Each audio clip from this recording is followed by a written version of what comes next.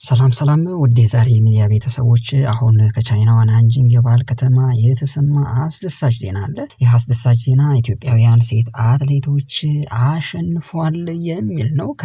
ከደቂቃዎች በፊት በተደረገው የ800 ሜትር የሴቶች ውድድር ላይ ኢትዮጵያ በጽጌ ድጉማ፣ ንግስት ጌታቸው፣ ሀብታሙ አለሙ ተወክላ የነበረ ሲሆንም ውድድሩም የጀመረችው እንግዲህ በአሸናፊነት ነው። ጀግኖች አትሌቶቻችንም የኢትዮጵያን ሰንደቅ ዓላማ ከፍ አድርጎ ለማውለብለብ ውድድራቸውን በአሸናፊነት ጀምረዋል። ዛሬ ንጋት በቻይና ናንጂንግ በተጀመረው 20ኛው የዓለም የቤት ውስጥ ሻምፒዮና በሴቶች 800 ሜትር ተሳታፊ የሆኑት ሶስቱም አትሌቶቻችን ለግማሽ ፍጻሜ ማለፍ ችለዋል። በምድብ አንድ የተወዳደረችው ሀብታም አለሙ ሶስተኛ በመውጣት የገባችበትም ሰዓት 3 ደቂቃ ከ04 ሴኮንድ ከ48 ሴኮንድ ሆኖ ተመዝግቧል። በሁለተኛው ምድብ ደግሞ ጀግናዋ አትሌት ጽጌ ድጉማ አንደኛ የወጣች ሲሆን የገባችበት ሰዓትም 2 ደቂቃ ከ04 ሴኮንድ ከ52 ማይክሮ ሴኮንድ መሆኑም ታውቋል። እንዲሁም በምድብ 3 ንግስት ጌታቸው ሁለተኛ ወጥታ አጠናቃለች። በዚህም ሶስቱም አትሌቶች ለፍጻሜ ውድድር መድረሳቸው ታውቋል። በነገራችን ላይ ከጥቂት ደቂቃዎች በፊት የተካሄደው ይህ ለቀጣዩ የወርቅ ፍልሚያ ላይ አሸናፊ ለመሆን የሚያስችል የማጣሪያ ውድድር ነው። እሁድ ከቀኑ 9:54 ላይ የመጨረሻው የወርቅ ፍልሚያ ይደረጋል። በነገራችን ላይ ዛሬ ሌሎች ወሳኝ ውድድሮችም ይደረጋሉ።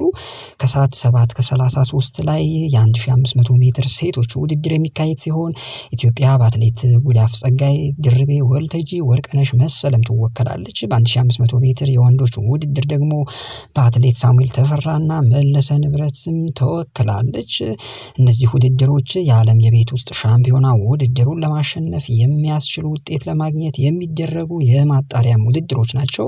ጽጌ ድጉማ በተለይ በናንጂንግ ታሪክ መስራቷን እንደምትቀጥል የተለያዩ መረጃዎች እየወጡ ይገኛሉ። የናንጂንግን የዓለም የቤት ውስጥ ሻምፒዮና ለሀገሯ ወርቅ ታስገኛለች በሚል ቅድመ ግምት ተሰጥቷታል።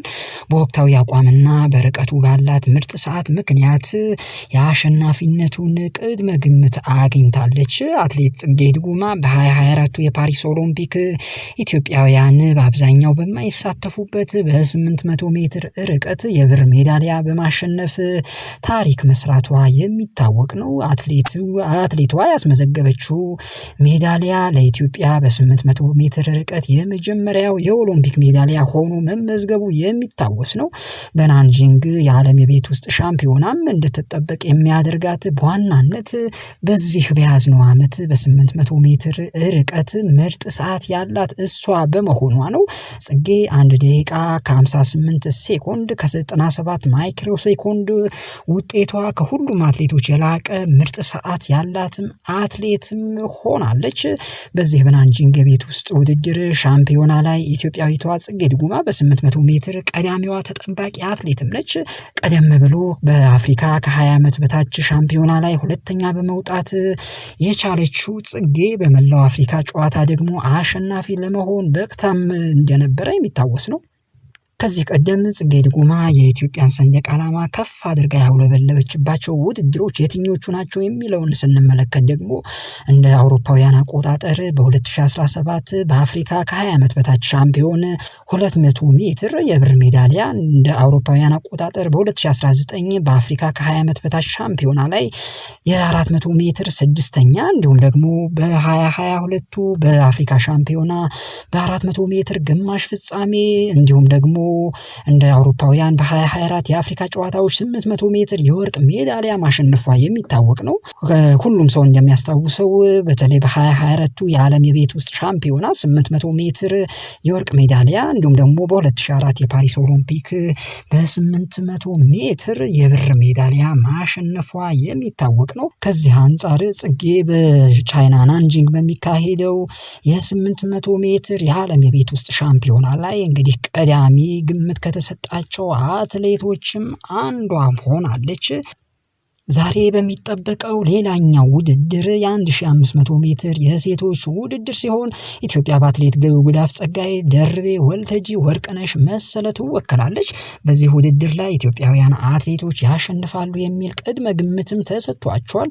በወቅታዊ አቋምና በርቀቱ ባላት ወቅታዊ ምርጥ ሰዓት ጉዳፍ ጸጋይ ውድድሩን ታሸንፋለች የሚል ቅድመ ግምት አግኝታለች። በዚህ በናንጂንግ በ2025 የዓለም የቤት ውስጥ ውድድር ሻምፒዮና ላይ ከፍተኛ ግምት የተሰጣት አትሌት ጉዳፍ ጸጋይ የዓለም አትሌቲክስ ፌዴሬሽን በ1500 ሜትር የወርቅ ሜዳሊያ ለሀገሯ እንደምታስገኝ የሚጠቁም አንድ መረጃ አስቀድሞ ማጋራቱን የሚታወቅ ነው። በዚህ መረጃ መሰረት በ1500 ውድድር ላይ ከሚሳተፉ ሴቶች መካከል ከዚህ ቀደም ከነበራቸው ውጤት አንጻር ጉዳፍ ጸጋይ 5 ሰከንድ ቅድሚያ ብልጫ እንዳላትም ታውቋል።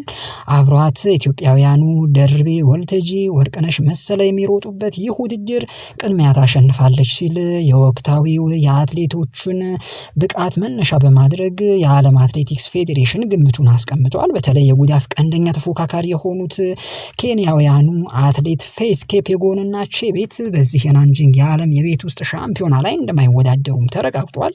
በፓሪስ ኦሎምፒክ በተለይ ከፌዝ ኬፔጎን ጋር ቀንደኛ ተፎካካሪ መሆናቸው በግልጽም ታይቷል።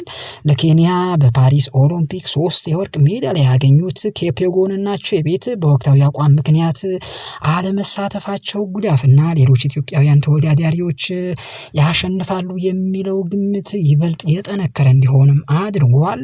ለኢትዮጵያ ወርቅ ታመጣለች ተብላ የምትጠበቀው አትሌት ጉዳፍ ጸጋይ አሁን ላይ አሉ ከሚባሉ ጠንካራ ተፎካካሪ አትሌቶች መካከልም በቀዳሚነት ተቀምጣለች።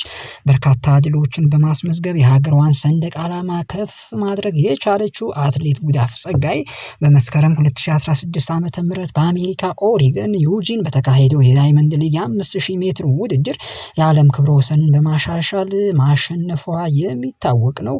ጉዳፍ በ2022 የዓለም አትሌቲክስ ሻምፒዮና በሴቶች 5000 ሜትር የወርቅ ሜዳሊያ፣ በ1500 ሜትር የብር ሜዳሊያ ማሸነፏም ይታወቃል። በ2021 የቶኪዮ ኦሎምፒክ በ5000 ሜትር ሶስተኛ ደረጃን በማግኘት የነሐስ ሜዳሊያ ለሀገሯም አስገኝታለች። በሌላ መረጃ ደግሞ እንግዲህ የነገ ማለዳ የሚካሄዱ የናንጂንግ የዓለም አትሌቲክስ ሻምፒዮና ውድድር መርሃ ግብር ምን ይመስላል የሚለውን ስናይ እንግዲህ ጠዋት 12 ሰዓት ከሩብ ላይ በ800 ሜትር ሴቶች ማጣሪያ ይደረጋል። ከሰዓት ደግሞ 7:33 ላይ 1500 ሜትር የሴቶች ማጣሪያ ሲደረግ ከሰዓት እንዲሁም ደግሞ 8 ከሩብ 1500 ሜትር የወንዶች ማጣሪያ ውድድር ይደረጋል። ይህ ውድድር ቅዳሜና እሁድም ቀጥሎ ይውላል። በነገራችን ላይ የፍጻሜ ውድድሮች እሁድ ናቸው የሚካሄዱት። እንግዲህ እኛም ቶሎ ቶሎ መረጃውን ልናደርሳችሁ ተዘጋጅተናል። በ2025 የናንጂንግ የዓለም አትሌቲክስ የቤት ውስጥ ሻምፒዮና ውድድር ላይ ኢትዮጵያውያን አትሌቶችን ጨምሮ የዓለም እውቅ አትሌቶች ይሳተፋሉ። ለ3 ቀናት በሚቆየው በዚህ ውድድር ከባድ ፉክክሮችና እንግዲህ አዳዲስ ሪከርዶችን ሊመዘገቡ እንደሚችሉም ይጠበቃል። ናንጂንግ በሚካሄደው በዚህ የዓለም አትሌቲክስ የቤት ውስጥ ሻምፒዮና ላይ ከ120 ሀገራት የተወጣጡ ከ500 በላይ አትሌቶች የሚሳተፉ ሲሆን እነዚህ አትሌቶች በ26 ውድድሮች ለሜዳሊያ ይወዳደራሉ ተብሎ ይጠበቃል። የዓለም አትሌቲክስ ከሚያሰናዳቸው ዓመታዊ የአትሌቲክስ ውድድሮች መካከል የቤት ውስጥ የትራክና የሜዳ ላይ ተግባር ሻምፒዮና አንዱ ነው። እንደ አውሮፓውያን አቆጣጠር በ1985 የዓለም የቤት ውስጥ ጨዋታ የሚል ስያሜን ይዞ በፈረንሳይ ፓሪስ በተጀመረው በሁለተኛ ዓመት ስያሜው አይኤምኤፍ ተቀይሮ የቤት ውስጥ ሻምፒዮናም ሆኖ ቀጥሏል። ከ2019 ጀምሮ ደግሞ የዓለም አትሌቲክስ የቤት ውስጥ ሻምፒዮናን ስያሜን በመያዝ እየተከናወነ ይገኛል። ሻምፒዮናው በየ2 ዓመቱ የተለያዩ ከተሞች የሚሰናዳ ሲሆን የአጭርና ረዥም ርቀት እንዲሁም ደግሞ የሜዳ ተግባር ውድድሮችም ይስተናገዱበታል። በሌላ መረጃ ደግሞ የግብጽ ቋሚ አሰላለፍ ምን ሊመስል እንደሚችል መረጃ ወጥቷል። የግብጽ ብሔራዊ ቡድን አርብ የኢትዮጵያን ጨዋታ ወሳኝ ተጫዋቾችን ወደ ቋሚ አሰላለፍ ሊያካትት እንደሚችልም ተገልጿል።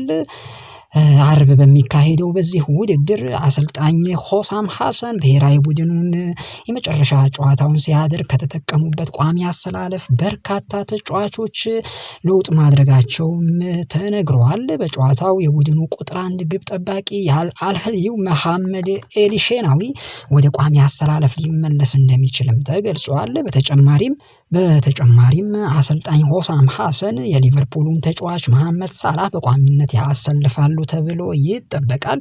የፈሮኖች ቋሚ አሰላለፍ ምን ሊመስል ይችላል የሚለውን ስናይ ግብ ጠባቂው መሐመድ ኤልሼናዊ ሲሆን የኋላ መስመር መሐመድ ሃኒ፣ ራሚ ራቢያ፣ መሐመድ አብድል ሜኒም፣ አህመድ ነቢል ኮኮ ሲሆኑ የመሃል ሜዳውን ደግሞ ማርዋን አቲያ፣ ሐምዳ ፋቲ፣ መሐመድ ሴቤር እና ትሬዝጌት ይመሩታል ተብሎ ይጠበቃል።